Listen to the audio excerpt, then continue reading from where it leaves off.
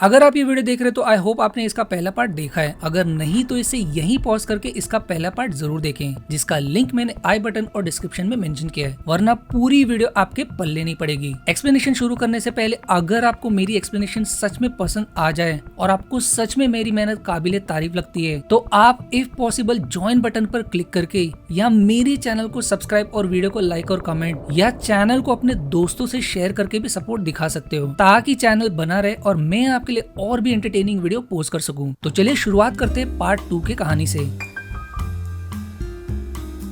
Part 2 की शुरुआत में कैटनीस के घर पहुंचने पर वो सबसे पहले तो गेल को क्लियर करती है कि टीवी पर उसने जो भी उसका पीठ के बीच देखा वो बस टेलीविजन पर एक्टिंग था सर्वाइव करने के लिए, और अनफॉर्चुनेटली उसे ये एक्टिंग जारी रखना होगा क्योंकि कुछ देर में उन्हें एज प्रोटोकॉल गेम में शहीद हुए ट्रिब्यूट्स को श्रद्धांजलि देने के लिए उनके डिस्ट्रिक्ट टूर करना है। हालांकि कैटनीस और उसके परिवार की जिंदगी अब बेहतर, क्योंकि अब वो विक्ट्री विलेज एक आलिशान घर और फैसिलिटीज में रह रहे हैं, पर आगे उसकी लाइफ इतनी आसान नहीं रहने वाली क्योंकि प्रेसिडेंट स्नो उसके घर पर दस्तक देता है। वो इसलिए क्योंकि उसे भनक लग जाती है कि पीट और उसमें लव सच्चा नहीं है। कैटनीस को क्लियर आइडिया था कि अगर वो दोनों सभी के फेवरेट्स एक दूसरे के लिए लाइव टेलीविजन पर मरने का एक्टिंग करेंगे तो गेम मेकर को अपना नियम बदलना पड़ेगा, जो बेवकूफ गेम मेकर ना समझ सका। इसीलिए उसे अपनी गलती के लिए जान की कीमत चुकानी पड़ी। अब ऑडियंस को समझ आते कि उस समय कैटनीस पीट को क्यों ऐसा कहती है कि उसे उस पर यकीन करना होगा। स्नो का मानना है कि उनके बीच रियल लव नहीं है, ये उन सारे डिस्ट्रिक्ट्स को पता है जो रिबेल के इरादे में हैं। अगर दो साधारण कैपिटल को अपना नियम बदलने पर मजबूर कर सकते हैं तो उनका ललकार भी कैपिटल के तख्ता को पलट सकता है। इसलिए वो उसे आखिरी अल्टीमेट देता है कि अगर उसे अपनी फैमिली को जिंदा देखना है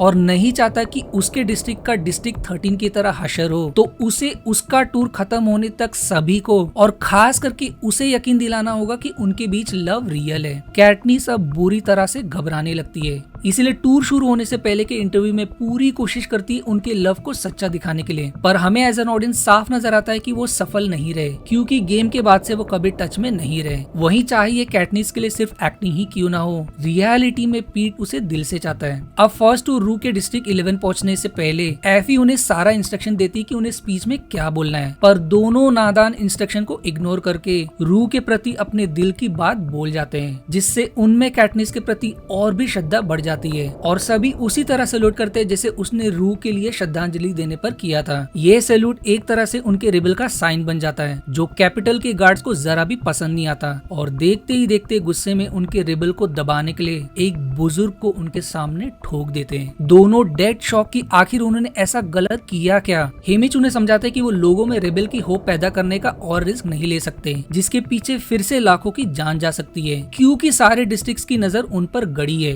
उन्हें स्क्रिप्ट्स के मुताबिक चलना पड़ेगा और इस पर फोकस करना होगा कि दोनों सच में रियल लव में हैं, क्योंकि कई लोगों के लिए उनकी लव लाइफ अब टीवी का मनोरंजन बन चुकी है। अब दोनों कर भी क्या सकते हैं, इसलिए आगे के सारे टूर में स्ट्रिक्टली गाइडेंस के अकॉर्डिंग फॉलो करते हैं, पर वो कितना भी कोशिश कर ले उनका एक्टिंग स्नो को यकीन दिलाने में सफल नहीं रहता। उनके पास और कोई चारा नहीं होता, इसलिए लाइव टेलीविजन पर मैरिज प्रपोजल का भी ड्रामा रचते हैं, जो काम करते नजर आता है। अब टूर के आखिरी पड़ाव स्नो के पैलेस पहुंचने पर उनकी मुलाकात न्यू गेम मेकर प्लूटार्च से होती है, जिनसे पूछने पर कि उन्होंने इतने डेंजरस काम के लिए वॉलंटियर क्यों किया, ये जानते हुए भी कि पिछले गेम मेकर का क्या हशर हुआ, तो वो मजाक कर जाते कि शायद उन्हें उससे इंस्पिरेशन मिला क्योंकि कैटनीस ने भी वॉलंटियर किया था। पर सबसे बड़ा झटका दोनों को तब लगता है जब स्नो के इशारे से उन्हें पता चल जाता है कि वो उसे यकीन दिलाने में सफल नहीं रहे, और अब दोनों के पसीने छूटने लगते हैं अपने परिवार के जान के लिए। स्नो अब काम पर लग जाता है कैटनीस और उसके परिवार को खत्म करने का प्लान बनाने में, पर प्लूटॉच उसे याद दिलाता है कि ये इतना आसान नहीं होगा क्योंकि वो सभी के फेवरेट्स हैं और उसका मरना आग की तरह साबित हो सकता है। इसलिए एक आइडिया सजेस्ट करता है कि उन्हें सबसे पहले उसके डिस्ट्रिक्ट के लोगों को लाइव टेलीविजन के सामने पनिश करना होगा, ताकि किसी में हिम्मत ना पैदा हो रिबेल करने का। इसीलिए प्लान के मुताबिक कैपिटल के special forces peace keepers Katniss के डिस्ट्रिक्ट के लोगों पर अत्याचार और उनके सामान और मार्केट को आग लगा देते हैं। गेल उन्हें रोकने की कोशिश करता है, पर एज पनिशमेंट उस पर कूड़े बरसाए जाते हैं। कैटनीस के रोकने रोकने पर भी उसे कूड़े खाने पड़ते हैं और वो उसे शूट करने ही वाले होते कि हेमिच उसे ऐसा करने से रोकने में सफल हो जाता है। पर अब इसका मतलब कि प्लूटार्च का गेम फेल होने लगता है, क्योंकि कैटनिस पर अत्याचार लाइव टीवी पर सभी ने देख लिया होता है और इनफैक्ट और भी विद्रोह आग लेने लगती है। इसलिए इस बार प्लूटार्च एक बेहतरीन गेम प्लान रचता है कैटनिस को सिस्टमैटिकली खत्म करने के लिए, और स्नो 75th हंगर गेम्स और 3rd क्वार्टर क्वेल इवेंट के लिए एक स्पेशल हंगर गेम्स अनाउंस करता है, जहां प्लेयर्स पिछले सारे हंगर गेम्स के पूल से लिए जाएंगे। यानी कि हेमिच खुद भी, जो 50th हंगर गेम्स का विनर रह चुका था, उसका भी नाम नॉमिनेशन में होगा।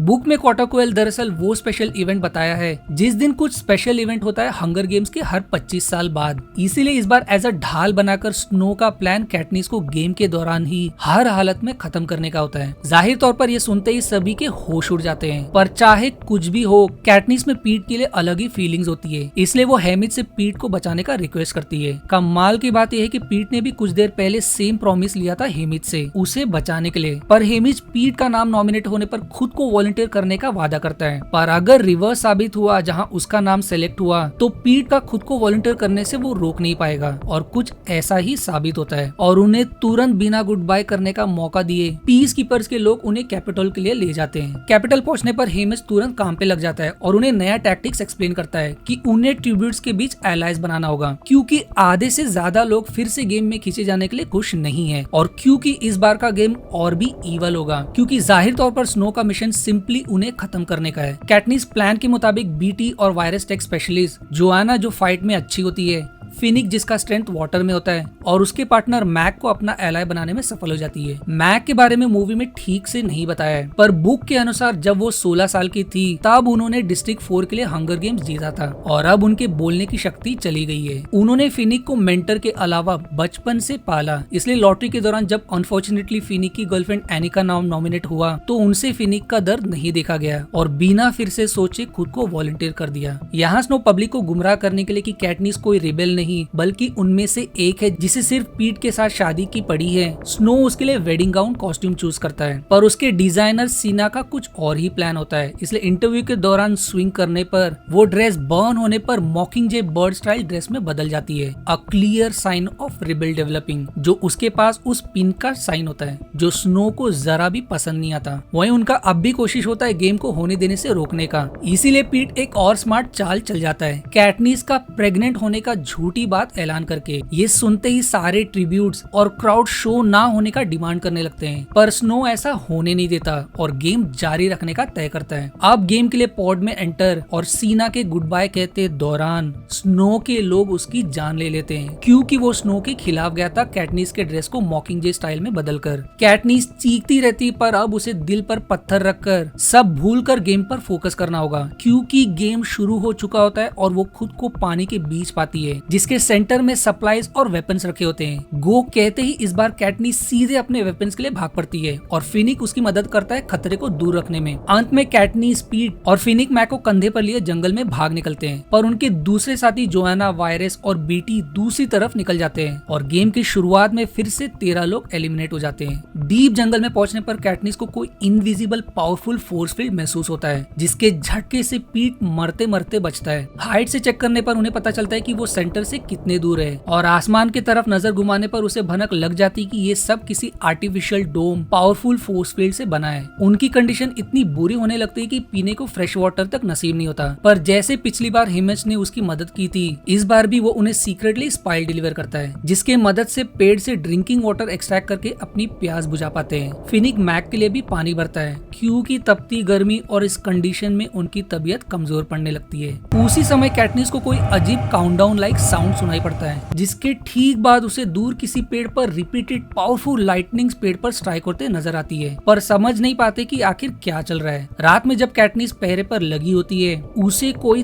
थिक फॉग उनके तरफ बढ़ते नजर आता है। जैसे ही वो उसे हल्का टच करके महसूस करती है, वो एसिड की तरह उसकी स्किन को जला देता है। कैटनिस तुरंत सभी को अलर्ट करके सभी एक साथ भाग पड़ते हैं, पर वो ज्यादा तेज भाग नहीं पाते और सभी सीवियरली बर्न हो जाते हैं, खास करके पीट। कैटनिस खुद जख्मी, उसमें इनफ हिम्मत नहीं होती उसे उठाकर भागने की और फिनिक मैक को संभाल रहा होता है। इस क्रूशल मोमेंट में मैक को रियलाइज होता है कि वो कुछ भी कर ले वो ज्यादा देर तक नहीं टिकने वाली, इसीलिए फिनिक को आखिरी गुड बाय करके इससे पहले कि वो उसे रोकने की कोशिश करे वो एसिड फॉग में वॉक कर जाती है और अपनी जान दे देती है। उनके पास ज्यादा समय नहीं होता मातम बनाने का, इसलिए फिनिक तुरंत पीठ को कंधे पर रखकर भाग पड़ता है। लकीली फॉग कुछ दूर बाद फैलने से रुक जाता है और फ्रेश वाटर उनके जख्म के लिए क्योर साबित होता है। पर ये तो बस शुरुआत थी, क्योंकि कुछ सेकंड्स बाद बबून्स का झुंड उन्हें घेर लेते हैं। सभी डटकर सामना करते हैं पर अंत में आउटनंबर हो जाते हैं, इसलिए एक बार फिर जान हथेली में लिए भाग पड़ते हैं। पर कुछ देर बाद कमजोर पीठ फिर से मुसीबत में फंस जाता है, पर पता नहीं कहां से दूसरे डिस्ट्रिक्ट का मॉर्फिन अपनी जान देकर उसे बचा लेता है। फाइनली सभी सेफ, बीच पहुंचने पर थोड़ा राहत की सांस लेते हैं, पर दोनों को समझ नहीं आता कि आखिर मॉर्फिन ने उसे बचाने की कोशिश क्यों की। ये वाला प्लॉट आगे पार्ट 2 के एंड में रिवील होगा। वो लोग आराम कर ही रहे होते कि अचानक से विशाल बवंडर उनके सामने के आइलैंड को निगल लेता है, पर कोई क्लू नहीं कि आखिर ये सब चल क्या रहा है। लकीली कुछ देर बाद उनकी मुलाकात उनके एलाइज जोआना, वायरस और बीटी से होती है। जोआना बताती है कि उसने किसी तरह दोनों को खून की बारिश से बचा कर लाया, जहाँ सांस लेना भी मुश्किल हो गया था। पर खून की बारिश कैसे? वहीं फोर्स फील्ड से टकराने के बाद वायरस घड़ी की आवाज रिपीटेडली बड़बड़ाते नोटिस करती है। इतना कम नहीं कि कैटनिस को फिर से वो लाइटनिंग उसी पेड़ को स्ट्राइक करते नजर आता है और अब उसके दिमाग की बत्ती जलती है। सेंटर में लोकेटेड वो आइलैंड, काउंटडाउन टाइमर की आवाज के ठीक बाद लाइटनिंग का पेड़ को स्ट्राइक करना, तुरंत डेडली फॉग का आना, वो बबून्स का झुंड, विशाल बवंडर, जोआना का ब्लड रेन एक्सपीरियंस करना और वायरस का घड़ी की तरह बड़बड़ाना। दरअसल सेंटर में लोकेटेड वो आइलैंड एक घड़ी है जिसके हर घंटे रोटेट होने पर उस डायरेक्शन के जंगल में कुछ घटता है। क्लॉक आइलैंड जाने पर वो फिगर आउट कर लेते कि कौन से समय पर कौन सा आपदा ट्रिगर होता है। इससे पहले कि वो आगे का कुछ सोचे, दूसरे ट्रिब्यूट्स उन पर अटैक कर देते हैं। इसी दौरान गेम कंट्रोलर प्लूटार्च सभी को सेम लोकेशन देखकर क्लॉक को हाई स्पीड रोटेशन पर सेट कर देता है। सभी बहुत कोशिश करते हैं आइलैंड पर बने रहने की, पर कुछ लोग मारे जाते हैं। अंत में कैटनिस का भी ग्रिप छूट जाता है, पर लकीली तब तक रोटेशन रुक जाता है और वो तेज लहर में डूबने से बच जाती है। अब फिर से बीच पहुंचने पर सबसे पहले दूसरे बचे ट्रिब्यूट्स को एलिमिनेट करने का प्लान बीट सजेस्ट करता है और बाद में वो आपस में लड़ने का सोच सकते हैं। वो बताता है कि जिस लोकेशन पर लाइटनिंग हिट करता है वो वहां से एक वायर बीच की तरफ मोड़ सकते हैं, और सिंस बीच सबसे सेफ प्लेस है जो उन्होंने कब्जा करके रखा है, यदि वो यहाँ से जाने का एक्टिंग करे तो बाकी ट्रिब्यूट जरूर इस पर कब्जा बनाएंगे। और अगर उनका प्लान सफल हुआ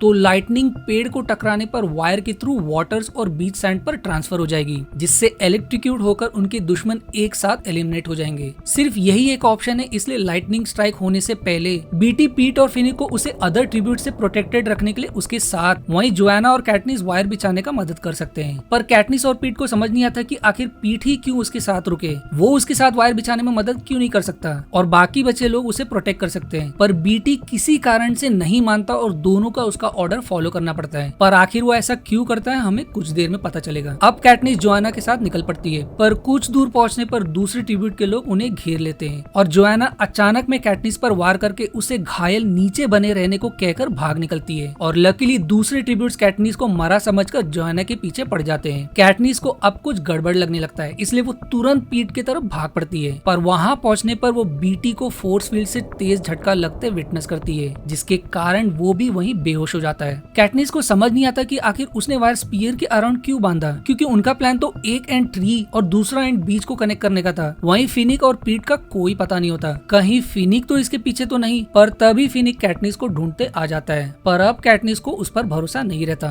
फिनिक उसे याद दिलाता है कि वो असली खतरा नहीं है। कैटनिस अब एकदम कंफ्यूजन में वो अपना पहला किल करने वाली होती है और पूरा वर्ल्ड उसे देख रहा होता है। स्नो को भी चाहिए होता है कि वो अपने ही साथी पर वार करके उनकी तरह एक किलर साबित हो, पर तभी वो नोटिस करती है कि लाइटनिंग कभी भी स्ट्राइक होने वाली है। और बीट का स्पीयर का याद आने के बाद अब उसके दिमाग में एक बीट का सीक्रेट ओरिजिनल प्लान चमकता है, इसलिए स्पीयर से वायर निकालकर अपने तीर पर लगा देती है और लाइटनिंग स्ट्राइक होने से पहले डोम की तरफ एम करती है। ये देख स्नो समझ जाता है कि आगे क्या होने वाला है और उसके पसीने छूटने लगते हैं और देखते ही देखते लाइटनिंग पेड़ को हिट करता है। पर तब तक कैटनिस के धनुष से तीर निकल चुका होता है और लाइटनिंग पेड़ को टकराते ही तीर से कनेक्टेड वायर के थ्रू ट्रांसफर होकर फोर्स फील्ड को हिट कर जाता है और इलेक्ट्रोक्यूशन के कारण पूरा पावर शट डाउन हो जाता है और गेम कंट्रोल रूम का कनेक्शन पूरी तरह से ठप पड़ जाता है। लकीली इतने पावरफुल स्ट्राइक के बाद भी कैटनिस जिंदा होती है और उससे कुछ देर बाद एक स्पेसशिप नजर आता है जो उसे अपने साथ ले जाती है। कुछ दिन बाद जब उसकी नींद स्पेसशिप में बीटी के बगल में खुलती है, चेम्बर का डोर खोलने पर अब मूवी का क्लाइमैक्स रिवील होता है। दरअसल शुरुआत से हेमिज और प्लूटाच एक साथ मिलकर पीट और उसे बचाने की कोशिश में थे, जिसमें उसके एलाइज भी शामिल थे,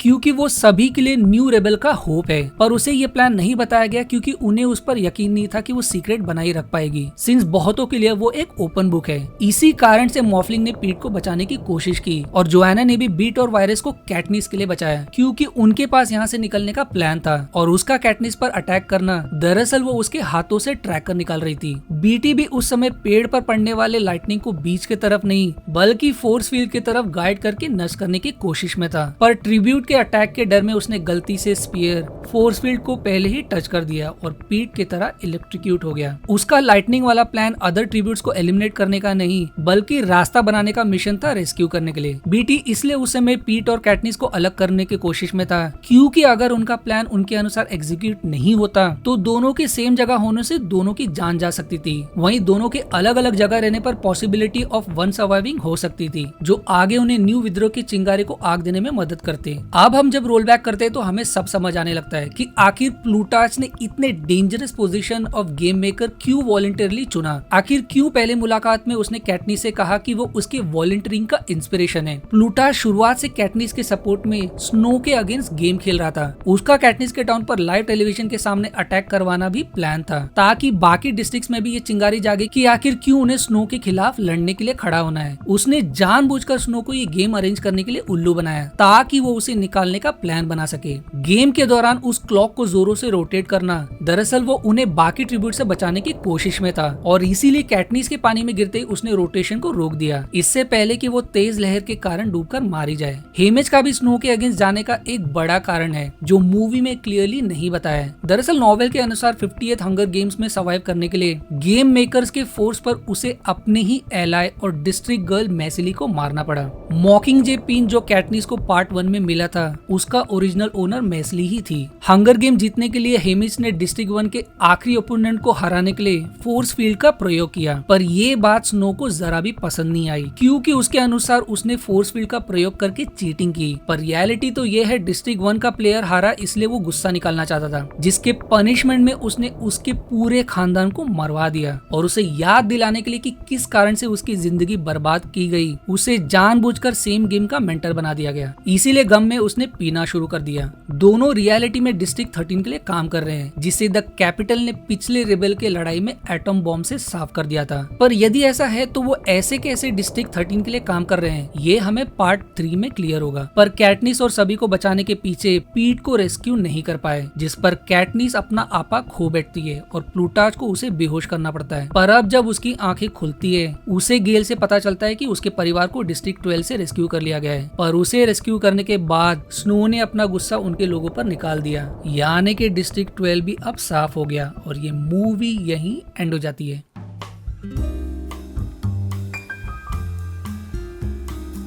इस सीरीज में अब भी और 2 पार्ट्स बाकी हैं और यकीन कीजिए बहुत कुछ होना बाकी है। इसीलिए अगर आपको ये सीरीज पसंद आ गई और आगे का एक्सप्लेनेशन देखना चाहते हो तो मुझे कमेंट में यस या नो टाइप जरूर करें। आपकी वोटिंग के बेस पर मैं आगे के पार्ट एक साथ पोस्ट करूंगा। वीडियो एंड करने से पहले दोस्तों प्लीज, अगर आपको मेरी एक्सप्लेनेशन सच में पसंद आ गई और आपको सच में मेरी मेहनत काबिले तारीफ लगती है तो आप इफ पॉसिबल ज्वाइन बटन पर क्लिक करके या मेरे चैनल को सब्सक्राइब और वीडियो को लाइक और कमेंट या चैनल को अपने दोस्तों से शेयर करके भी सपोर्ट दिखा सकते हो, ताकि चैनल बना रहे और मैं आपके लिए और भी एंटरटेनिंग वीडियो पोस्ट कर सकूं। मिलते हैं अगली बार एक और न्यू एक्सप्लेनेशन में। तब तक के लिए शुक्रिया दोस्तों।